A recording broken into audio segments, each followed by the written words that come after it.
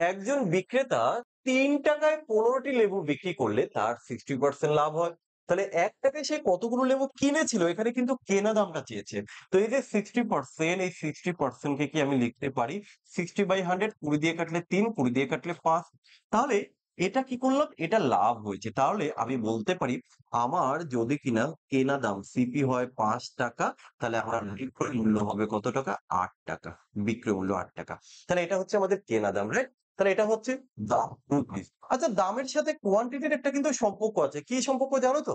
ব্যস্ত অনুপাত হয়। তাহলে এখানে পরিমাণটা কি হয়ে যাবে? 8:5 হয়ে যাবে।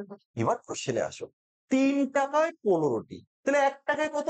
৳১ তুমি বলবে ৫ টি। তাই না? ৳১ ৫ টি। তাহলে আমরা এখানে লিখতে পারি এই ৫ এর জন্য আমরা ৫ পেয়েছিলাম। তাহলে এই ৮ এর জন্য কত হবে? তুমি এখানে বলবে স্যার তাহলে ৮ এর জন্য তো ৮ ই হবে। একদমই সঠিক। তাহলে ৳১ ৮ টা দিতে হবে। কারণ এখানেও কিন্তু টাকায় চেয়েছে ৳১।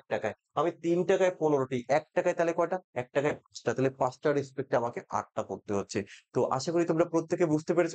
তোমাদের কনসেপ্ট কেমন লাগছে প্লিজ কমেন্ট করে জানাবে।